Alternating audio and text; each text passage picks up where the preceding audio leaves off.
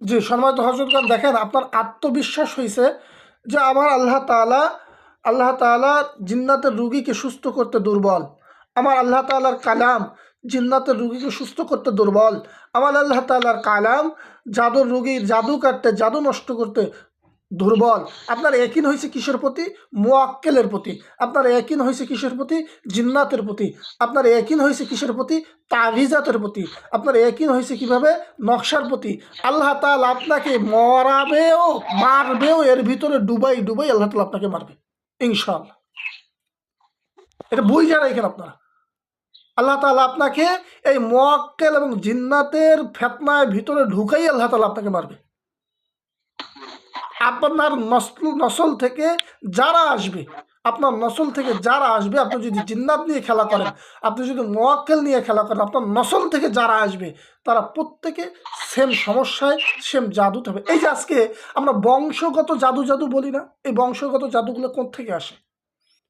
বংশগত জাদুর কিন্তু একটা জাদুর ধারণা, মানে জাদুর একটা একটা এই জিনিস আছে যে সব বংশগত জাদু শুধু জিন্নাতের তরফ থেকে আসে না। কিছু বংশগত জাদু আমার পরদাদারা, আমার তালইরা, আমার মানে তার দাদা, তার বাবা, এইরকম যাইতে যাইতে কেউ একজন হয়তো বা তান্ত্রিক ছিল, কেউ হয়তো বা জিন্নাত দিয়ে খেলা করতো, কেউ একজন কুফরি শিরকের সাথে নিমজ্জিত ছিল। আজকে তার নসল থেকে ধরতে ধরতে ধরতে ধরতে আমরাও জিন্নাতের রোগী, আমরাও জাদুর রোগী। এই কিন্তু আর একটা রাস্তা বংশগত জাদুর, এই একটা এই রাস্তা। বংশগত জাদু আরও মাধ্যম আছে, রাস্তা আছে, আরও অনেকভাবে আসে, আর তার ভিতরে এই একটা।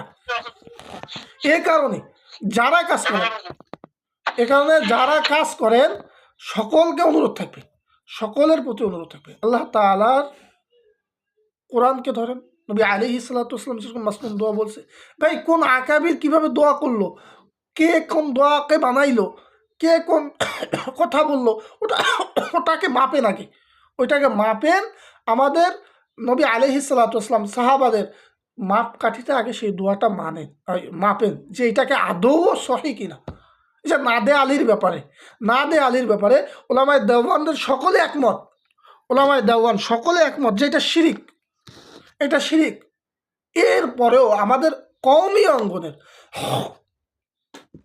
অঙ্গনের অনেক ওলামা হজরত যারা মুদাব্বিরের সাথে জড়িত আছে, এরা এই নাদে আলীকে গ্রহণ করতেছে, নাদে আলীর জাকাতও দিতেছে।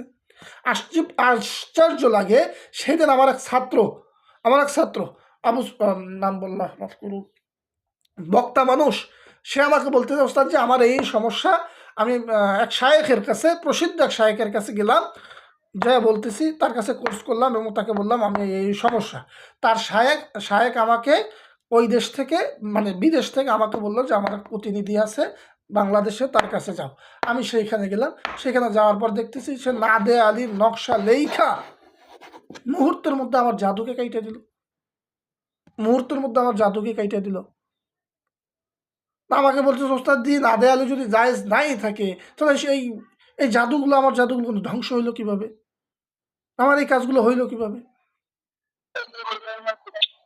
সম্মানিত হযরতগণ, খালি একটা কথা কি দেখেন, আকাশে কোনো একজনকে উড়তে দেখলেই মনে করেন না সে আল্লাহওয়ালা। আকাশে উড়তে দেখলে মনে করেন না সে একজন আল্লাহওয়ালা। আপনারা জানবেন হয়তো বা আব্দুল কুদ্দুস গাঙ্গুহি রহমাতুল্লাহি আলাইহির যে কারগুজারিটা, আব্দুল কুদ্দুস গাঙ্গুহি রহমাতুল্লাহি আলাইহির জামানায় এক দরবেশ খ্রিস্টান পাদ্রী প্রচণ্ড পরিমাণ ভাইরাল হয়ে গেল। আব্দুল কুদ্দুস গাঙ্গুহি রহমাতুল্লাহি আলাইহির দরবারে লোকজন আসতেছে আর বলতেছে, হযরত জি আমাদের এই জেলায় বা আমাদের এই বিভাগে এমন একজন দরবেশ আসছে যে শুধু পানি পড়া দিলেই রোগ ভালো হয়ে যায়। আব্দুল কুদ্দুস গাঙ্গুহি রহমাতুল্লাহি আলাইহি বলতেছেন, আচ্ছা সেই দরবার আমাকে একটু নিয়ে চলো, সেই দরবারটা কেমন আমি একটু দেখে আসি। তা আব্দুল কুদ্দুস গাঙ্গুহি রহমাতুল্লাহি আলাইহি যখন গেলেন, তা দূর থেকে দেখতেছেন প্রচণ্ড পরিমাণে ভিড়, মানে একদম মজমা, মনে হয় যেন বিশাল মাঠের ভিতরে ওই পাদ্রী, হ্যাঁ, একজন যাইতেছে বোতল নিয়ে, পানি নিয়ে, এই নিয়ে, সে নিয়ে, ও শুধু কিছু পড়তেছে ওরা, ও শুধু দম দিতেছে। আর এইতে বহু রুগী, ক্যান্সারের রুগী ভালো হয়ে যাইতেছে, চোখ কানা রোগ তার কানা ঠিক হয়ে যাইতেছে, মানে অদ্ভুত অদ্ভুত আচরণ। এখন আব্দুল কুদ্দুস গাঙ্গুহি রহমাতুল্লাহ আলাইহি যখন দেখলেন, তখন দেখা আবার নিজের খানকায় চলে আসছেন। তখন তার খাদেমকে বলতেছে, তুমি যাও, যাইয়া ওই পাদ্রিকে যেয়ে বলো আমি অমুক দিন তার সাথে দেখা করব, আমি অমুক দিন তার সাথে দেখা করব। আব্দুল কুদ্দুস গাঙ্গুহি রহমাতুল্লাহ আলাইহির এই কথা পাইয়া সেই পাদ্রি কি করলো, ওই সাগরেদ কি করলো, ওই সেই পাদ্রির কাছে গেল, যাইয়া এই বার্তা পৌঁছাইল যে আপনার সাথে আমার শায়েখ অমুক দিন অমুক সময় সাক্ষাৎ করতে চায়, আপনি কি রাজি? তা উনি বলতেছে হ্যাঁ আমি রাজি। যাক আলহামদুলিল্লাহ, আব্দুল কুদ্দুস গাঙ্গুহি রহমাতুল্লাহ আলাইহি অমুক দিন গেলেন। যাওয়ার আগে খাদেমকে বলতেছে যে ওইখানে যাইয়া আমি যখন পানি হয়ে যাব, তখন এই যে আমার রুমাল দেখতেছো, এই রুমালের যে কোনো একটা অংশ ওই পানি থেকে উঠাই রাখবা, মানে ভিজাইয়া রুমালটা ভিজাই রাখবা। আর পাদ্রি যখন পানি হবে, তখন পাদ্রির এই অংশ থেকে, মানে আমার রুমালের এই অংশ থেকে পাদ্রির পানি থেকে এই রুমালটাকে ভিজিয়ে রাখবা, দুইজনের দুই অংশ। যাক আলহামদুলিল্লাহ। এখন আব্দুল কুদ্দুস গাঙ্গুহি রহমাতুল্লাহ আলাইহি তার কাছে গেলেন, যা বলতেছে আচ্ছা ভাই, আপনি যে এত বড় কারামত হইল, আপনি যাকে দম দিতেছেন ভালো হয়ে যাইতেছে, এর পিছনে রহস্য কি? আপনি তো অনেক বড় আলাদা, মানে আমাদের আকাবির আসলাফদের একটা টেকনিক ছিল, যখন কোনো বিরোধী পক্ষর সাথে বহাস করত, তখন ওই বিরোধী পক্ষকে ঘায়েল করার জন্য যতদূর পাম দেওয়া লাগে ততদূর পাম দিতে থাকতো। যেমন ওই যে কাশেম নানুতুবি রহমাতুল্লাহ আলাইহি, ওই যে সেই শিয়াদের সাথে বহাসের, সে কি পাম, এই শিয়ারা এত এই করছে, বহুত বহুত পাম দিতেছিল। ঠিক তো আব্দুল কুদ্দুস গাঙ্গুহি রহমাতুল্লাহ আলাইহি এরকম পাম দিতেছে। পাম দেওয়ার ভিতরে এখন আব্দুল কুদ্দুস গাঙ্গুহি রহমাতুল্লাহ বলতেছে আচ্ছা ভাই, আপনিও যা আমিও তা, এখন আসেন আমরা একটা মানে কারামত প্রকাশ করি যে আপনিও পানি হয়ে যাবেন, আমিও পানি হয়ে যাব। ওই পাদ্রি আবার রাজিও হয়েছে সাথে সাথে যে হ্যাঁ ও পানি হয়ে যাবে, আব্দুল কুদ্দুস গাঙ্গুহি রহমাতুল্লাহ পানি হবে। যাক, আব্দুল কুদ্দুস গাঙ্গুহি রহমাতুল্লাহ আলাইহি সর্বপ্রথম পানি হইলেন, একদম তার অস্তিত্বকে বিলীন করে পানি হয়ে গেল। তার খাদেম কি করলো, ওই পানি থেকে কিছু একটা তার রুমালটা চুবনি দিয়া উঠাই নিয়ে হাতের ভিতরে রাখলেন। আবার আব্দুল কুদ্দুস গাঙ্গুহি রহমাতুল্লাহ তার অস্তিত্বে ফিরে আসলো। এরপরে পাদ্রি সে নিজেও পানি হয়ে গেছে। এখন সাগরেদ আবার কি করলো, তার ওই পাদ্রির পানি থেকে রুমালটা চুপনি দিয়ে নিয়ে আবার রাখলো। এখন আব্দুল কুদ্দুস গাঙ্গুহি রহমাতুল্লাহ আলাইহি দেখতেছেন যে পানি হয়ে গেল।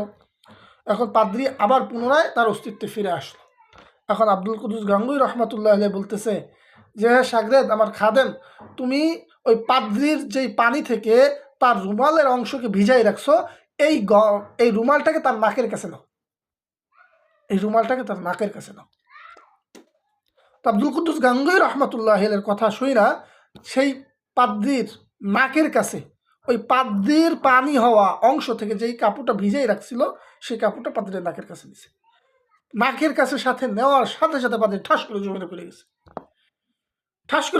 গেছে, আর হুশ নাই, একদম বেহুশ। এখন আব্দুল কুদ্দুস গাঙ্গুহি রহমাতুল্লাহ আলাইহি মুসকে হাসতেছে, আর খাদেমকে বলতেছে, খাদেম দ্রুত আমার রুমাল যেটা আমার পানি থেকে ভিজাইছো, এই পানির রুমালটা ওই পাদ্রির নাকের কাছে ধরো, যখন পাদ্রির নাকের কাছে ধরা হইল, সাথে সাথে হুশে ফিরে আসলো।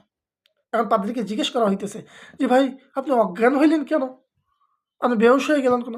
বলতেছে এত পরিমাণ দুর্গন্ধ বের হইতেছিল ওই রুমাল থেকে, যা আমি সহ্য করতে পারি নাই, সাথে সাথে আমি সেন্সলেস হয়ে পড়ে গেছি। এরবার বলতেছে তো তুমি হুঁশে ফিরলা কিভাবে?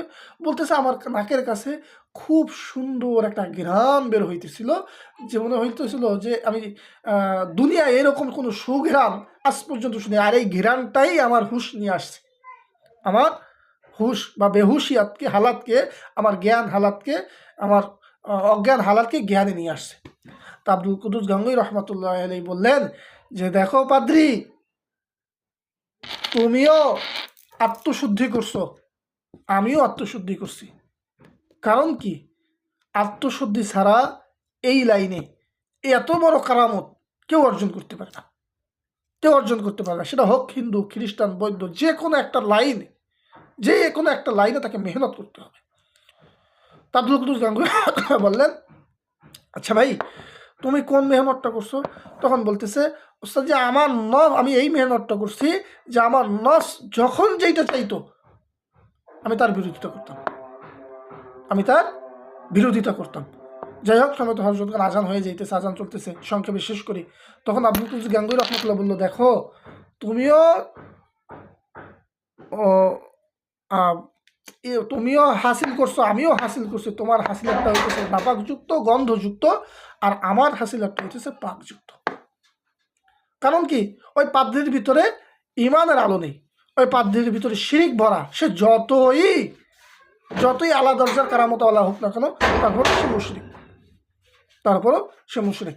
এ কারণে যে কার কোন হালাত, কার কোন আমল দেখা, কারামত দেখা সাথে সাথে তার কাছে হুমড়ি খেয়ে পড়েন না, তার কাছে কি হুমড়ি খেয়ে পড়েন না।